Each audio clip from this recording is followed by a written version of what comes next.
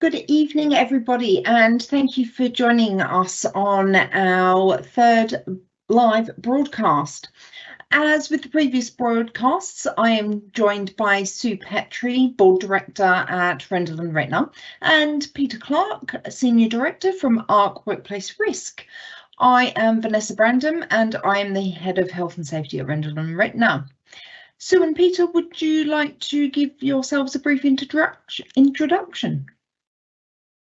Shall I go first then? You go first, Steve. Thank you. Okay, yeah, so hi everybody. I'm actually hoping that anybody that's joining this broadcast has already reviewed the first two broadcasts.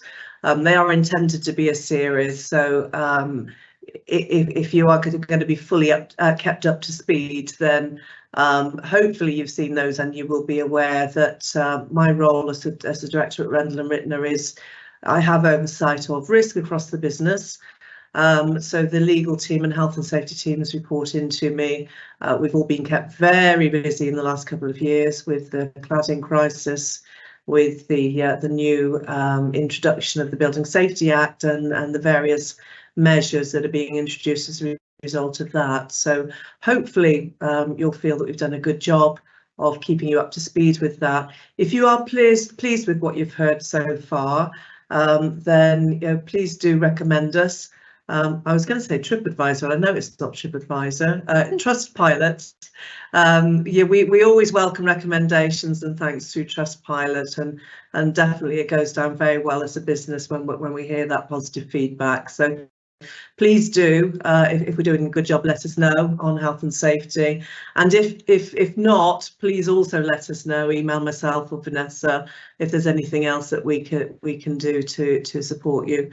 That's it from me. I'll hand over to Peter for him to introduce himself. Thank you, Sue. Yes, I've been on these broadcasts with you for a little while now. I'm Peter Clark, Senior Director at ARC Workplace Risk. ARC work in partnership with Rendall Rittner and have done for the past 4 years. And obviously, at the moment, the Building Safety Act is taking up a lot of our time and a lot of Rendall Rittner's time. As we kind of plough our way through it and the legislation gets drip-fed to us, we're trying to understand it, absorb it, and then make it as painless as possible for our clients. And today I'll be giving a bit of an update, as much as we can, on the Building Safety Director role. Lovely. Thank you both. Now, what we thought we would give you an overview of is the updates on the registration, and we will be focusing particularly on stage 2, which has since opened since our last presentation. And we do have a much better understanding of what's involved in that. And as Peter said, he's going to be covering the Building Safety Director role. We did mention in the previous broadcast we would cover it, but we didn't really get to cover it in depth just because there was so much else to cover there. So thank you again to Peter for coming and doing that presentation for us. I know that we are going to be sort of touching on the consultation. It was meant to be released in May. Is it right that it's still not published, Peter? Correct. Yep. Yeah, I've got a little bit on the dates because they're quite significant. But yes, we expected it in May, and we're still twiddling our thumbs waiting for it. Right. Thank you. I thought that was the case. So. Now, we are going to try and keep this session to an hour because we do want to spend most of our time on your questions. We believe we may have some coming at the end, so we will try and keep this as brief as possible whilst providing you with as much information as we can. But as Sue said, if you have not already seen our previous videos, please do go to our website. They are publicly available, so please do feel free to visit the pages and share them and watch them. So if you do have any questions for us, please do pop them into the Q&A function that you'll see at the top of the screen, and we will jump in and answer those questions at the end of each little session. So please do use that function. So moving on, I thought I would start with a brief overview of some statistics from a recent webinar hosted by the Property Institute with the head of policy for the new building safety regulator.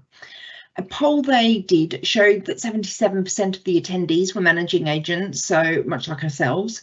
Of those that attended, only 23% had started or completed their registrations, and 56% had not started at all. And the reason I wanted to highlight these figures is to show that this is making everyone a little bit nervous, and partly because potentially it is a little bit overwhelming. We have started our registrations, but as we will go into it with stage 2, you'll see why those that have potentially started stage 1 have not made a lot of progress with stage 2 at this point. Peter, just very quickly, and sorry to put you on the spot, but have you got any insight into how your clients are tackling this? Would you say it's reflective of the figures from the webinar? Yeah, it's really interesting. So the first time I saw these was earlier on today, and it reflects really accurately. We've got that kind of real mix with our client base, our residential property managers. There are some that, really taking the ball by the horns, leading the way, getting their buildings registered. Our advice, obviously, from a very early stage was to start that registration process, because we know we've got a deadline there. And everything else in the Building Safety Act seems to be deadline free at the moment, but we know that one's there and it's published. So absolutely start. But yes, absolutely, 56%. So more than half haven't started yet.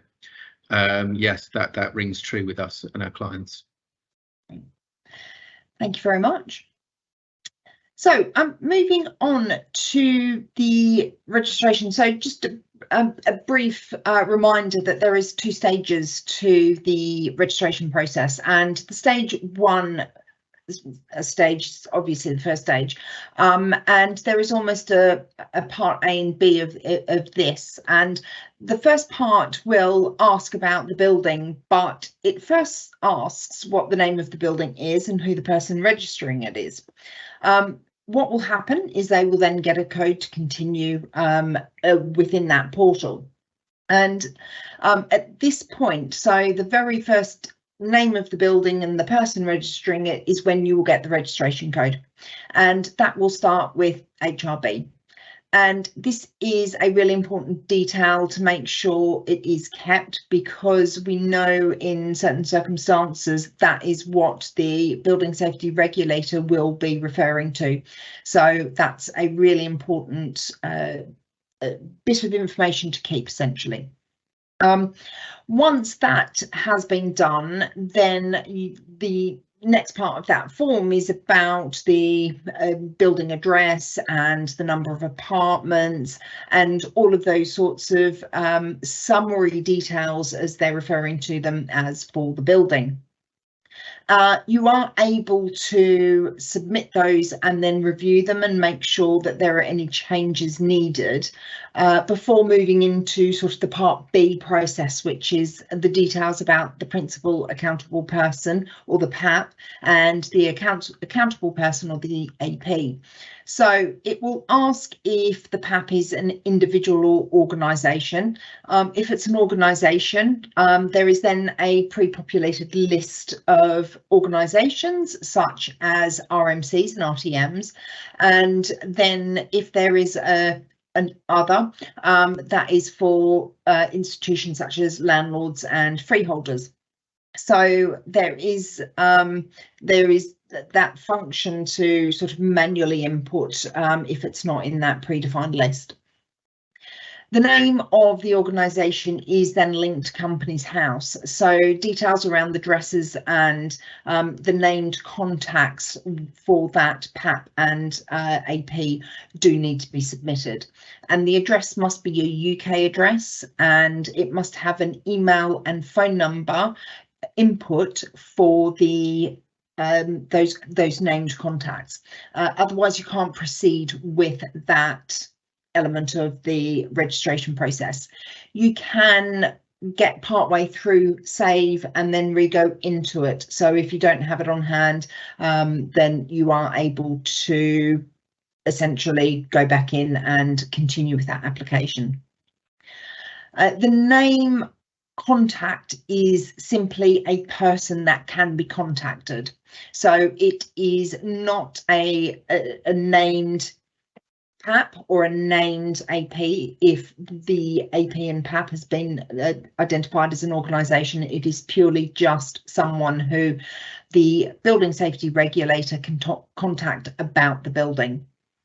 So when completing that, they will need to input the person's job role, and I think that is purely just so that the building safety regulator can understand who in the organisation they are going to be contacting and what seniority they have within the organisation. So it is purely a sort of closest job role, so i.e. a director or a office admin worker, that sort of thing. And so the I think the reason it's that sort of stuff is all interesting is because you can also appoint a building safety director, but as Peter sort of alluded to, that consultation still isn't out yet. So hopefully that indicates that it will be coming out shortly, but we'll hear more from Peter on that in a minute. Moving back to the building, it will ask if there are other accountable persons, and much like the elements of the PAP, it will ask where the responsibilities for that AP lie. So it will give you a list of predefined areas, which is essentially the common parts and the maintenance and repair elements of the building. So it will ask if they are responsible for maintaining machinery. So that's the machinery and equipment is things like the AOVs, fire alarms, etc. It will then ask the same of the PAP, but the PAP does also have the option to just declare that their only responsibility for that building is the external structure and the exterior and structure of that building. So that is essentially the first stage registration, which is relatively straightforward. I know that the you can then submit that, and then you can continue directly on now to stage 2, or you can save that, your registration for stage 1 is done, and then revisit with the rest of the information. So that is first stage. So moving quickly to the second stage. So these are the other elements. And stage 2 is what sort of we internally have been really describing as a safety case light. There is a lot of technical knowledge required to complete the registration, and much like the first stage details, it must be completed in order to be able to move to the next part. Again, you can save and go back to that registration, so it mirrors that first stage. The evacuation strategy is required, what's in place at time of the registration. Therefore, if the building has a temporary evacuation strategy and a waking watch, that will need to be recorded. If you know it's coming out perhaps before the registration deadline, perhaps leave that element until that is finished. The form then requires details of the fire equipment in the residential units, and it gives a list of 3 options, which are essentially heat, smoke or sprinklers, misters, or it can be declared that there is no equipment within the residential units. Moving on to the common parts, it then asks to select from a list of 11 equipment types, such as fire dampeners, risers, AOVs installed, etc. And it then gives an option again that there are no items, but it then asks from a predefined list whereabouts the items that you have declared are within the building. So it will, if you've declared that there are AOVs, where from that predefined list is the location of the AOVs. If you've then subsequently identified there are fire dampeners as well, it will then ask where those fire dampeners are installed. So there is also another option which details can be manually input. Moving on to the lifts, the form asks for the types of lifts that are installed in the building, and there are 5 lifts types to choose from, and so they are things like firefighting or firemen's lifts, and so there is a subtle difference between these types of lifts, and the form does help with identifying those. It will then ask for the number of flat front doors and communal doors with fire resistance. So there are 3 options to choose from. It can be declared that there are no doors with fire resistance, or that they are unknown, but they are certified as fire resisting doors. So that will come into focus really for buildings that are significant age, pre sort of 1980s, that sort of age. It will then ask about the energy storage, generation and supplies that are on site. So there is again a predefined list to choose from, and you are able to declare if there are none of those types on declared in the building, but there will be some form, because there will be mains electric, or there may be gas, but not necessarily.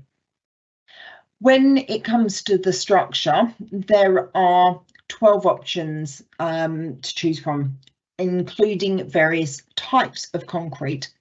So it is essentially what materials make up the structure of the building. It will then ask about roof details, and it will ask if it's a pitched roof, a flat roof, or a mix of both. And it will then ask about the insulation within the roof and the materials that cover the largest area of the roof. Again, it's a list of predefined options, including metal sheets and rolled or liquid bitumens, for example. And a list of items on the roof must also be declared, items such as phone masts. The form then moves on to staircases and declaring how many are in the building that serve all the floors, and how many in total are in and on the outside of the building. For example, if there are 2 staircases that serve all floors from the ground level, a staircase that only serves the basement to the lobby, and an external fire escape staircase, the total number will be 4 staircases, but only 2 staircases that serve the ground floor to all floors. Later in the form, it does ask about the number of floors below ground and what they are used for, such as car parks. The form then focuses on the external wall of the building. There is a list of 11 materials, including ACM and render, that would need to be identified. They have assumed there is glass in the building, which is of course for windows. Then for each material on the external wall, it must be detailed what percentage each makes up, including the glass that makes up the external wall. There is a link within the form that helps with estimating percentages, although I don't think it's particularly straightforward, not for me anyway, because I don't particularly like maths, but there is that assistance there. Following the materials on the wall, it then asks about the insulation materials, again with a predefined list to choose from. Then for each identified, what percentage of each material is within the external wall. Moving on to the features, they are then interested in what is attached to the building. So the list is to select from includes balconies, which are the most obvious, but there is also advertising hoarding. So for each item selected, the 2 most common materials must be then identified that makes up the attachment. For example, if you have a balcony that is constructed of concrete with a steel, then those would be the 2 most common materials that make up the that attachment, but thankfully no percentages are required on that one. It will then ask about the primary use of a building. Again, there is a list to choose from. The list is the same list that's used for secondary use of the buildings as well. The list includes other non-domestic but residential settings, but also some commercial options. So a building has a ground floor of retail shops. The primary use will be residential dwellings and the secondary use will be shops and commercial. If a building has had a different primary use in the past, such as where it has been converted from an office block, details around this are required, including the years and what works took place. This moves to what works have taken place since it was originally built, even if it had no other primary use previously.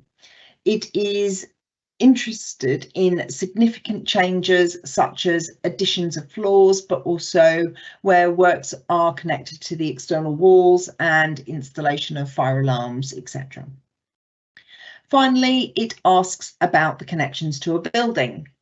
Are there connections to the building, including to other buildings? So a connection may be it is connected to a small shop, or it may be that it is connected to a walkway. The fact that a lot of the form provides predefined options indicates that the building safety regulator will be using this to identify statistics, but also be easily able to identify the buildings that they want to prioritise. We know that those that are above 30 metres and have cladding issues that are not yet resolved will be in the first year visited, or at least that is what the building safety regulator is anticipating. In terms of registration, we are prioritising those that we feel will be visited in the first year and moving to those buildings that are perhaps close to 30 metres but with no external wall issues, before moving to those that are as such low rise that are just over 18 metres with no external wall issues. Now, Sue, I didn't know if you wanted to discuss this in a little bit more detail before we go to any questions. Yeah, I think actually, because I know we attended a webinar a few days ago now with the regulator. And I must admit, I felt quite comforted by it, because I mean, they were very reassuring that they're going to have a very pragmatic approach to this, very sensible approach. So, you know, they were at great pains to say, look, you know, everyone's learning along the way. You know, if people aren't managing to comply initially, our first approach is going to be to work with people. Yeah, we're not going to be going out and sort of like dishing out fines willy-nilly. And I think that there was a tacit acknowledgement of the fact that because of the volume of work that the industry has to cover, you know, that they are going to be sensible about it. So they gave us some quite nice pointers in terms of prioritisation, didn't they? And although they said, yeah, even with the high risk buildings, that they hope to look at those in the first year. You know, they were at great pains to point out the fact that, you know, they've got, you know, very limited resources as well. So I think they were kind of trying to manage our expectations in terms of how quickly they're going to get around to checking safety cases, calling for safety cases. So yeah, from feeling quite deeply alarmed just a month ago on this, I think that was comforting. I don't want to rely entirely on it, so obviously, yeah, we're very focused as an organisation on getting this done, but equally there's a lot of it to get done as well. So yeah, hopefully that helps to clarify. In terms of any questions then, if we move on to the next piece, we've not actually had oh, sorry, did you want to add anything to that, Vanessa, in terms of the webinar that we attended first off? No, I think you've summed that up quite succinctly. they are very much feeling their way through this, as the rest of the industry are, and I think their first approach is going to be quite supportive, as opposed to just the big bad enforcer. So it's nice to see. It's interesting though, because I think there's still, I might be worth drawing Peter on as well.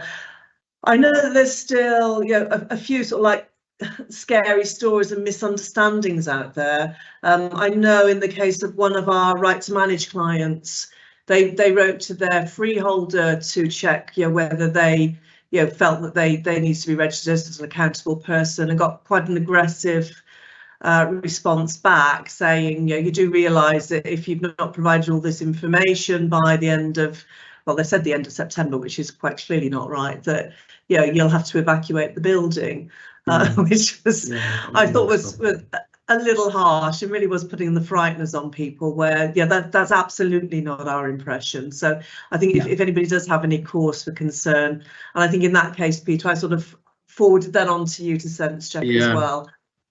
Yeah, we did. We had a look at that one. It is. I was the same as you. I think, you know, I was quite horrified, really. I think that whole point emphasises the confusion that's out there at the moment, and the fear, you know, and that's one of the things. There's two things that struck me so far about working with the regulator, and one of them is that proportionality thing. Okay, so I think you're absolutely right. You know, the first thing they're going to do is not issue an enforcement notice. The first thing they can do is pick up the phone, check everything's all right, you know, which is why those contact details are really important. That's the person that's going to get the call about that particular building. The second thing that strikes me about them is the we're all learning together thing, which I really do appreciate. And we at ARC meet regularly. We have a Friday meeting with the policy unit at the regulator, and they are very interested. We're obviously got our questions lined up for them, and they have theirs lined up for us. And they we at ARC, we think, you know, we've got something like 12.5% of the HRBs in the UK are kind of on our books, if you like. They're on CUDA, so they're very interested in what's going on in the market.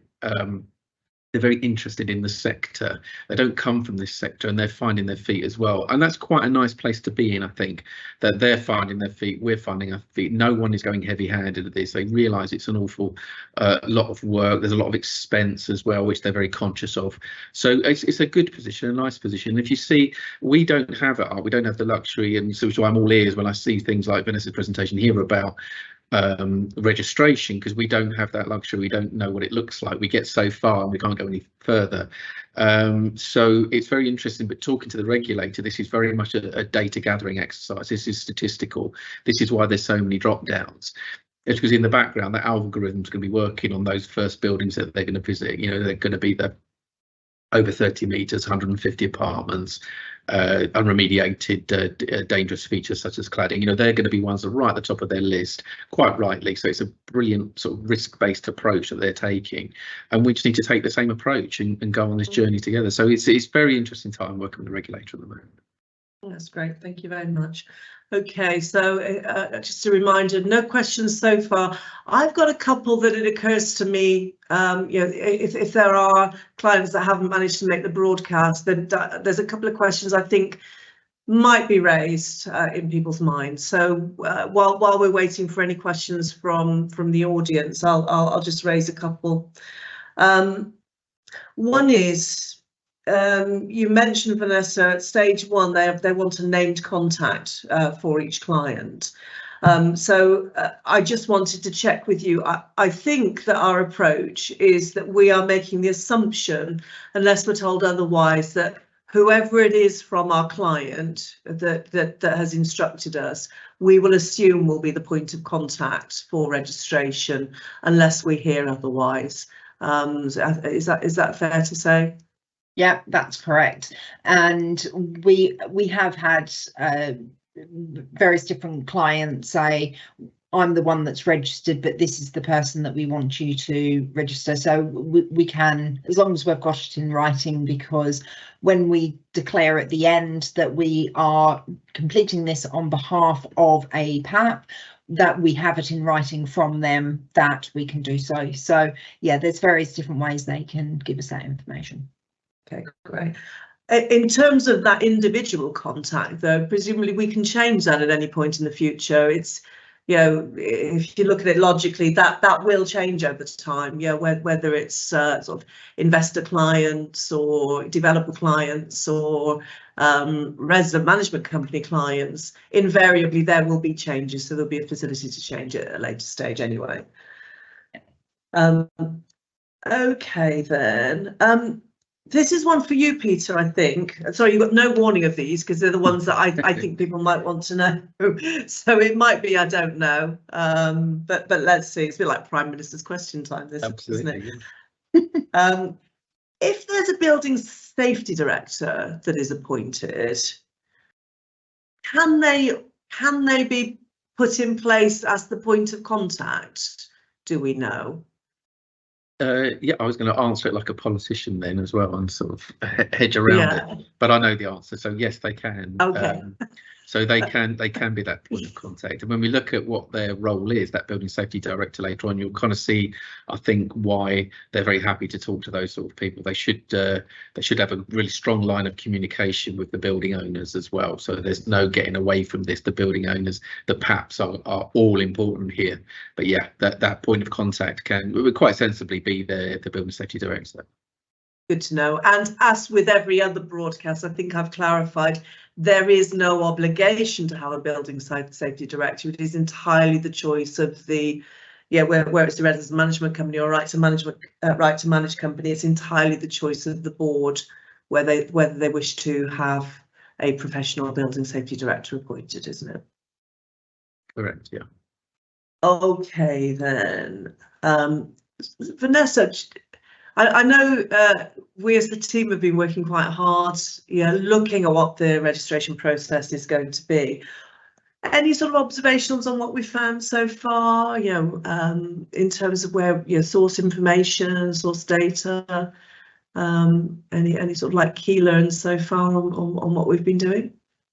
Yeah, I think the most poignant is that it's not all in one place, and there are various different places that we're having to source this from, and a lot of it is from fire risk assessments, and they do cover quite a lot of information, but they're never going to cover the percentage of the external wall that is glass or whatever the material is that's covering it, the cladding, etc. So there is a lot of I don't want to say guesswork, but it's sort of an educated guess of certainly a lot of. There's a lot of looking at Google Earth, isn't there? I would say, and counting windows in some instances, which is taking place. So I think we're getting quite creative about how we come up with the information that's being asked for. But it is a learn for all of us. Obviously, we've only recently had access to certainly the stage 2 registration, so we're working very closely as a team, and all hands to the mill really to see what we need to do to address the challenge really. Okay, I see we've still not had any other questions. That's it from me in terms of things that I think people might want to know. So should we go on to the next stage of the presentation? Yeah, so this next stage is going to be handed over to Peter. He is going to be covering the building safety director role. So just let me know when you want to move to the next slide, Peter. Yeah, thank you, Vanessa. Yep, if we move to the first one.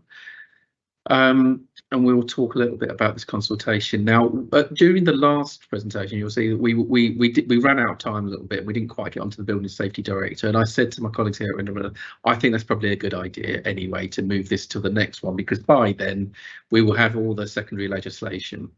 And here we are, and we don't. So if we have a look at some of these dates here, we can kind of see, we can start to draw some inference from these, and we're starting to get a little bit concerned here. But the consultation set out some proposals for the appointment of the building safety director. So it was that kind of the first time we'd seen this role and their duties. 1st of December last year, and then it finished in February. And as Vanessa pointed out earlier on, we were expecting that outcome to be given to us around May time. And then June time, and then July time. I actually pushed the regulator on this, and I said, you know, we're getting very close. We need this building safety director really so October the 1st is another one of those dates and those deadlines that we need to be aware of, where Part 4 of the Building Safety Act will be enacted. But the building safety director role is in Part 4, so we know we're running out of time really. And the building safety director said, I'd be very, very surprised if it's not with you in July. And here we are in August, and it's still not with us. We don't know why, and the regulator, the policy unit that I'm working with, don't know why, and all they can think is that this is a complex thing. It was a very late addition to the Building Safety Act. So there's probably an awful lot going on in the background that we're not quite aware of. One of the things is probably that eligibility requirement. So I think the lawyers are probably working through who can and who can't be a building safety director. It's not a straightforward exercise, I think, and if you look at the legislation, it's very broad at the moment. It's not a straightforward exercise to look at what needs to happen before these directors are put in place. So that degree of leaseholder engagement, what should take place prior, is one of the things that they're asking for in this consultation. Now, the longer the consultation, the results from the consultation, the outcome is with the regulator and not with the public, then of course that engagement window is narrowing. So we're getting a little bit concerned about that, because you will have to go back and you will have to talk with the leaseholders about what you want to do. The method of appointing is in our opinion, very straightforward. It's going to be a written appointment. The method of agreeing the remuneration, we now know from discussions that this is, this is recoverable under the the service charge. So we think that is not the thing that's holding this up. So if you want to move on to the next slide, please, Vanessa. We're looking a little bit more detail at the role where this all came from, really. So if we remember back, I'm going to drag everyone back now to when it was called the Building Safety Bill, and we had a role called the Building Safety Manager. We were excited about that, and we felt that this was probably the right thing for these buildings, because the government acknowledged at that time that the accountable persons and the principal accountable persons need to manage structural and fire safety in their buildings, in these high risk buildings during occupation. Are they qualified to do it, was the question. So that consultation kind of looked at that. The directors of resident-led organisations are often not, you'll be surprised, structural engineers or fire safety engineers. They are in some cases. We have a couple of clients that do have structural engineers and fire safety professionals on their board, and this is brilliant, and we're working with them they can be their own building safety directors. Now, with that comes its own kind of risks, and there's obviously some insurance thing that needs to be discussed. But in the main, we haven't got that type of person in these buildings.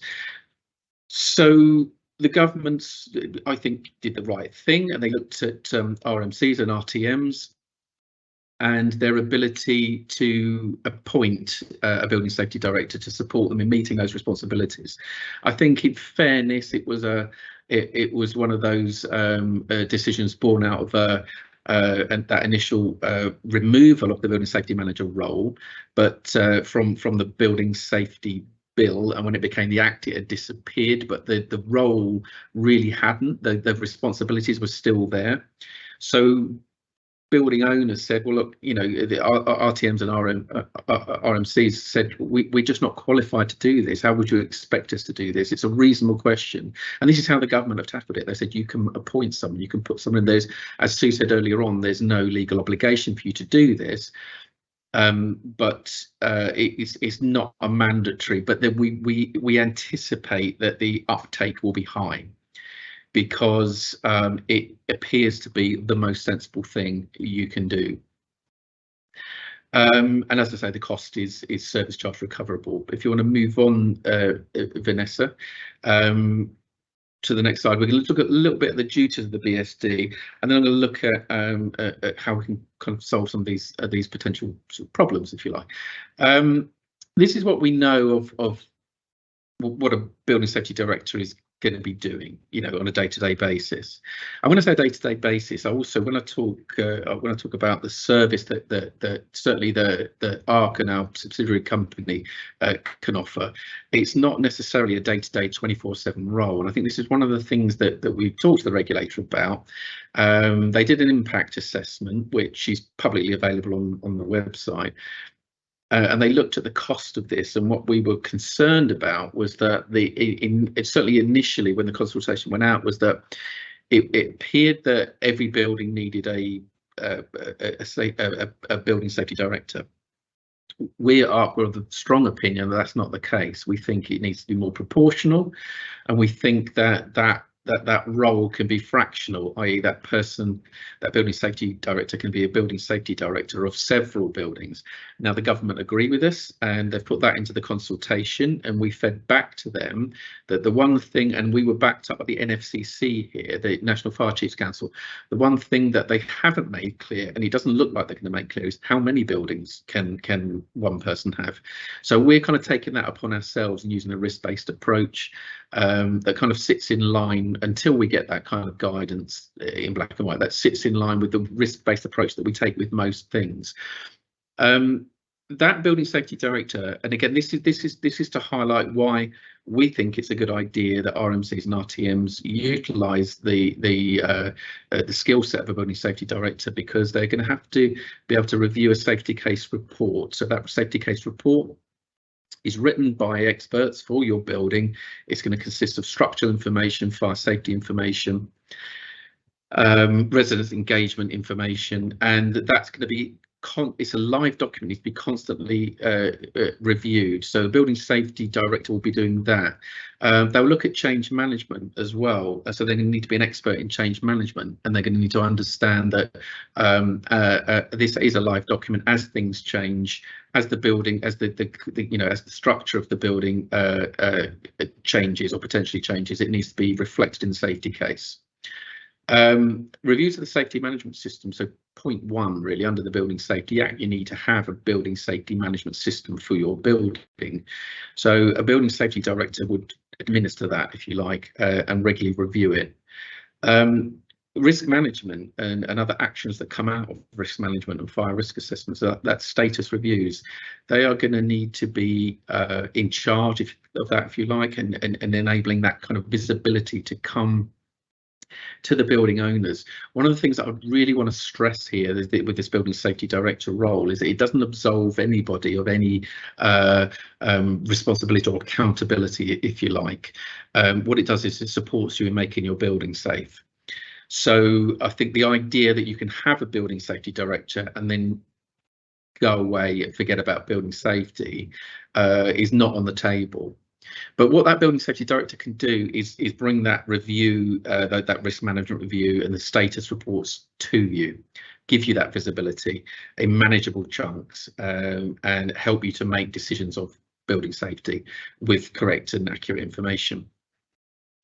They will liaise with your managing agent on building safety matters. They will liaise with the regulator and the enforcing agencies, as they may. So, for example, there's always going to be, at least once a year, there's going to be an engagement with the regulator, and that is the submission of your safety case report. So that would be a building safety director role. Attend and report to board meetings. Now, these are your board meetings that already happen. So this building safety director will bring the information, the news and the status updates to those meetings. Task management, so again, ensuring that tasks are completed promptly, as the law says. Competence management is going to be a key thing here. So again, we have a new or recently published publicly available specification for the competency of people managing your building. So it will be the duty of the building safety director to manage that competency framework. Mandatory occurrence reporting will become a law on October the 1st. So you're going to need to report certain occurrences within the building. Your building safety director will be able to report those, and also to do the reporting is one thing, and it's you know, obviously a legal requirement, but the output of that reporting, the analysis, the kind of bringing you the data, you know, what things are being reported, how quickly they're being reported, how are they being closed out, most importantly, will be a role of the building safety director. Due diligence checks of your contractors, for example. We can't just bring someone on site to do something, so that needs to be taken care of. That's part of your operational practice, and that needs to be maintained and reviewed by a building safety director. And then finally, that oversight of residents' engagement. So as part of your duty as perhaps will be to write a residents' engagement strategy and communicate it to your residents. It's very important that that's again a live document. No two buildings are going to be the same. No cohort of residents is going to be the same. So it's very important you've got someone in your building that can have oversight of that and ensure that it's implemented. The residents' engagement strategy needs to be two-way. It's going to generate tasks, ideas, actions. They all need to be managed. So again, another role for the building safety director. So hopefully you can start to see that it's not a straightforward position. It needs some consideration when you're appointing a building safety director. Your legal duty is to ensure that you have a competent person in that role. Now, I think, and I'm normally right in these sort of situations, we get to a situation where there is a building safety director role and you'll start to see people offering that service. You need to be very, very wary that that person who's offering that service can demonstrate their competency. So with that, I'll move on to the next slide, please, Vanessa. And this is, I thought we'd missed one, but yeah, so this is the last slide, and this, just before we go to questions, I thought I'd preempt what normally happens, and certainly has happened on the last two broadcasts, is that question is, can ARC do this for us? Because it is a complex scenario. The building safety director role is, in our opinion, incredibly important. Your decision to employ one or not is an incredibly important decision, and it needs to be made with all of the facts. And that question, can you do this, crops up almost certainly at the end of these. So hopefully, I thought we'll tackle this before it kind of happens. And then already some of R&Rs, RMCs and RTMs are contacting ARC, and we are starting to work with them. Now, caveats, of course, are that this legislation hasn't been passed yet. So we know that's coming on October the 1st. The secondary legislation that supports the building safety director, as we've said, is still not out of consultation. So we'll certainly be looking to move on this post October the 1st, because we know that that's the deadline that we've kind of got for putting this into place. So what ARC have got is there's a very important element to this of impartiality. Now, ARC provides services to Rendall Rittner and Rendall Rittner's clients, such as fire risk assessments, fire strategies, safety case reports, for example. So the building safety director needs to be independent of ARC. So we have established another company, BSM Solution, who are legally independent of ARC, and we take that sort of thing very, very seriously. So there's a corporate veil between the two organisations. So BSM Solution is essentially a business that will look at your building uniquely, holistically. Like I say, every single building is going to be different, so they'll look at that building and they will work with the building owners to work out what type of building safety manager is appropriate, and what proportion of a building safety manager do you need, i.e. that fractional approach to building safety management is one of the things that we're promoting, and the idea behind that is very much to make this affordable. We saw, and we have reviewed the impact assessment by the government. We think it's problematic. We think it's very expensive. We think that it hasn't been properly thought through. That's not too damning a criticism. There's an awful lot that they're working on at the moment, but our opinion is that we can do this smarter and we can do this better. So we would look to work with your managing agent. We would look to work with the regulator. and we would look to work with the RTM or the RMC and put in place a building safety director appropriate to that building. And that becomes your building safety director. And then all of the other entities work with that building safety director. So they're kind of central to this piece. ARC would work with them, Rendall and Rittner would work with them, and then the regulator would work with them, as well as them sitting on your board. So I think that summarises the building safety director role as much as we can. And I do apologise, and I really genuinely thought that we would have some kind of concrete guidance by now.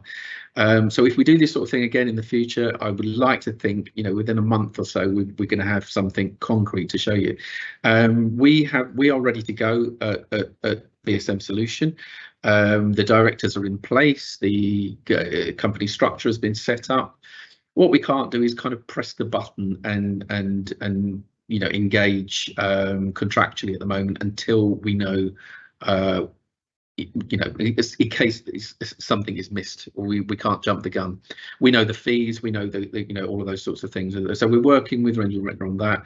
And we're very happy to engage with any RMCs or RTMs as soon as we possibly can. So we will keep Rendall and Rittner posted and subsequently keep you posted with our progress on that. But I think that's it, Vanessa, for me. If there's, I think we'll move on to questions in case there's any questions. Okay, thank you very much. And it is a bit of a dilemma, isn't it? Because I mean, this is very much, you know, a piece in the jigsaw. Is this role of building safety director, and you know, for our resident clients, resident director clients, it's hard for them to make a decision on whether they need this until the outcomes of that consultation have been published and we've got clarity over what the role actually entails.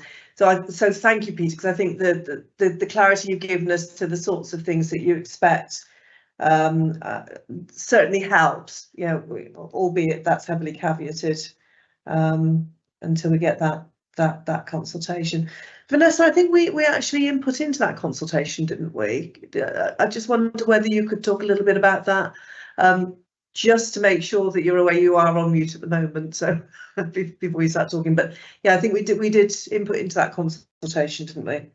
Yeah, we did, and predominantly we were quite supportive of it because we do know that beyond just our client base, there are RMCs and RTMs that are working on their own, and so we don't want to look at this just purely from an R&R perspective. We wanted to look at this from a wider industry perspective and then be able to support the industry as a whole, as opposed to just our clients, but also it will support our clients as and when they need to, but obviously we haven't had anything back from it, so hopefully they have considered some of our suggestions. Okay, well, thank you. Yeah. Having said that, I mean, it is a real balancing act here, isn't it? Because I am, and I think we highlighted it on the last broadcast. Yeah, there is a cost to all of this. You know, the time taken to gather this information together from all the various sources. Yeah, the time taken in putting the safety cases together, and then for, you know, the preparation of the safety case reports. There's an enormous amount of time to be able to comply with what is, you know, although, you know, it's trying to be light touch, you know, there are elements that are absolutely prescribed as to what we need to do. And I am concerned about, you know, the costs relating to this that we're all obliged to comply with. I'm just wondering, Peter, whether we could press you a little bit more. It's probably a bit of an unfair question, but you talked about the role being proportional and you're potentially a building safety director being able to look after more than one building. Have you got a feel for what the likely costs are going to be for that role of building safety director? I'm going to struggle to answer honestly with our fees for that role, because I think, in fairness to us, the things that we know are required now or would be required could change. So I think it might be misleading. But what I can do is share the the impact assessment because it's publicly available, and obviously, you know, we can all see this, but the government factored in a cost of initially a cost of £66,000 a year as a salary for a building safety director. Now, we went back straight away and said, look, we think you got it wrong. You know, we think that sounds like a lot of money. But if you think about the type of person that we need here, now bear in mind, ARC hire these type of people all the time. We know the salaries that they command. You need to be a structural safety expert. You need to be a fire safety expert. You need to be a lawyer. You need to be, you know, you need to be a building manager. You need to be a bit of a unicorn. There's not very many of these people around, and we're getting as many as we can at ARC to come and work with us. But we know that the £66,000 thing was a real it really threw everybody, because there was no kind of clear guidance of how they'd got to that figure. So we think it's going to be higher than that. But what I don't want to do is scare people, think, well, because we think it could be, you know, £100,000 a year type of salary. So, and we're all sort of thinking, you know, we're in the wrong line of business here. We should all be getting to building safety director management. But there's an awful lot of responsibility on their shoulders here. And I don't want to scare anybody to think, wow, you know, our building, we're going to have to pay £100,000 to someone. You're not. You know, the idea that ARC have come up with, or BSM Solution have come up with, is that fractional approach. So, you know, that is spread out across a number of buildings. We could be talking for, you know, a simple building, we could be talking that you're going to need a building safety director for a couple of hours a week, you know, a day, 2 days a month. It could be something as straightforward as that. So those days that they're on site coincide with your board meetings. The rest of the time, you know, they are doing that kind of due diligence piece remotely, or they are looking at the data. Bearing in mind this data already exists, so they're just collating it. So we're looking at that model at the moment, and we really like the way it's panning out and the way it's looking, and we think we can knock the government's impact assessment, as light as we think it is. We think we can knock it to one side and say, look, you know, our response to the consultation was very much, this is how we think you should do it. We think they should be competent to this standard. They should have access to competency, not necessarily possess that competency. And therefore, in a pool of building safety directors, you know, it makes so much more sense. You simply won't get one person to be able to do all of these things. We've got structural engineers, we've got fire engineers, we've got all of these people. So we'll have a figurehead building safety director that takes on that role and responsibility, and they take that on that legal status, because the next thing you've got to start to think about is insurance. So whilst I said earlier we do have some properties on our books and some RMCs and some RTMs that do have that skill and expertise on their board, they don't have the level of insurance, and they haven't got the appetite to get that level of insurance. It's far safer to employ someone to take on that role. So that's a roundabout way, sorry Sue, of me saying no, I don't really know how much this is going to cost, but we have been working on fees. We're just very reluctant to release our fees at the moment because of what we don't know really. No, that's understandable. So I mean, if I was to summarise it in a nutshell, what the building safety director would do, I guess it's holding the hands of the resident directors where they don't feel that they have the skill sets necessary. And it's also, to an extent, it's holding the managing agent to account. So, because I mean, a lot of the work in drawing the information together to prepare the safety case report would be done by Rendall and Rittner.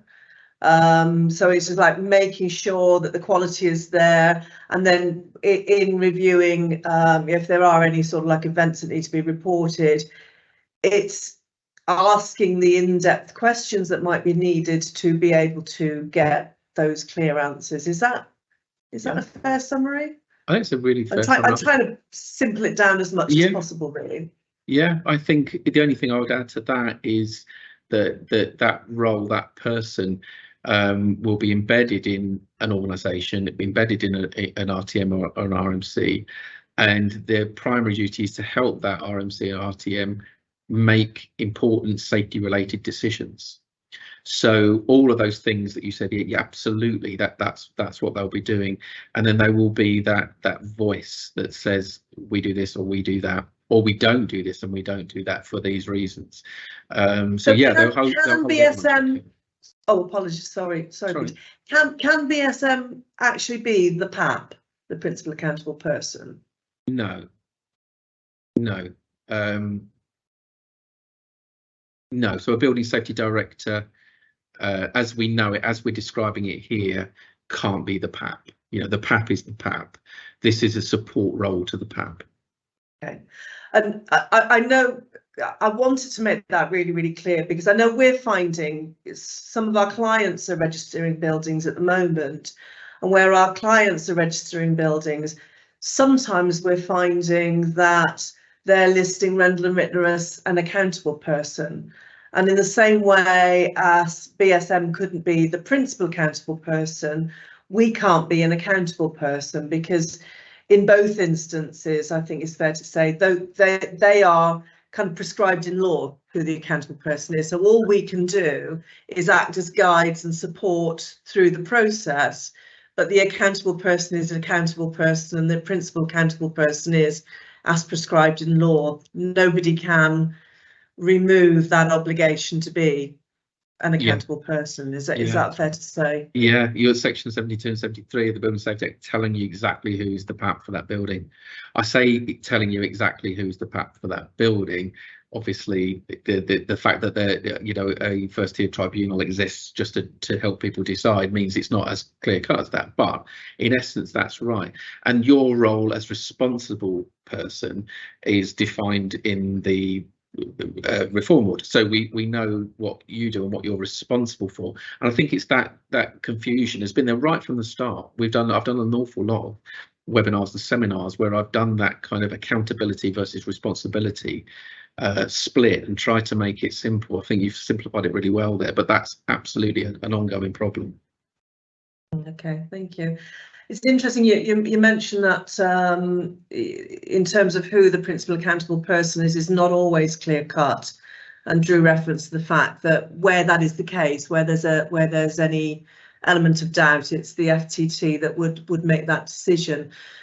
I referred earlier to the fact that we went to a webinar with the regulator a couple of weeks ago, and that was quite an interesting point that we raised there. Was in some instances, although at the moment, we've got deadlines to register the principal accountable person and accountable people, in some instances we may not be able to do so, because where there's any doubt as to who the PAP actually is, it is unlikely that the tribunal will be able to make a decision on that matter before the deadline for registering of buildings. So that was a question that was raised to the regulator. We don't yet have an answer to that. So they went away to have a little bit of a think about that one. So we're kind of waiting to hear what the outcome of that is. So I guess to summarise, there's still a great deal of uncertainty. It's comforting that the regulator is taking a pragmatic approach, because we have to take a pragmatic approach, because it's just not all cut and dried yet, really. Okay, so another question that's been raised is the PAP the landlord company and not the individual directors? I'm going to go to Vanessa to answer that one. Yeah, sure, happy to. So the company, as in the RMC or the RTM, which is what I'll assume you're referring to, that company will be the PAP, but one of the named directors will be realistically the named contact within. So the directors of the landlord company, as you've said, will still have the same responsibilities as they do as a director of that business, and will need to work with the managing agent or the building safety director, as Peter has said, so that they will have some responsibilities, but the entity itself, as the RMC or RTM, will be the principal accountable person. So just to confirm, it is acceptable and expected that a corporate entity can and would be the PAP, and the director or other senior representative would be the point of contact, but wouldn't be named as the actual PAP. Yeah, absolutely, and that's what we would recommend. We have had people say that they are happy to be named as the PAP, but we just believe it will be easier for the entity itself to be the PAP, and they can then be that named individual that is just there to be contacted. Stuff. Okay, well, there are no more questions. I will just check with the panel. Is there anything else that you think you would like to raise, or that we've not made clear or covered, or any other questions you think that maybe future viewers might want to ask? If not, then obviously we will draw things to a close. But I think it's just a good opportunity to mop up anything else that we may not have covered. Vanessa? Yeah, I do actually have one. We have been asked by the building safety regulator if there is anyone that may be acting as the PAP to register their mandatory occurrences, which we discussed at the last broadcast, if they would like to give feedback on the process, etc. So if anyone is interested in that, please do get in contact with me or the fire safety team, and we will pass your details, or we'll at least pass their details to you so that you can contact them and provide feedback for that. Thank you very much. Peter, anything else from you? Nothing really further from me, Sue, other than to say, obviously, as soon as we get new legislation and secondary legislation, we will share it. We'll try and understand it together, and we'll share it with everybody. But so apologies, it's not ready, but obviously it's out of our hands, and we'll keep you posted. That's great. Okay. Well, thanks very much, everybody. I think then we shall declare this broadcast closed and continue to do the work that we're doing on registering buildings. Thanks very much, everybody.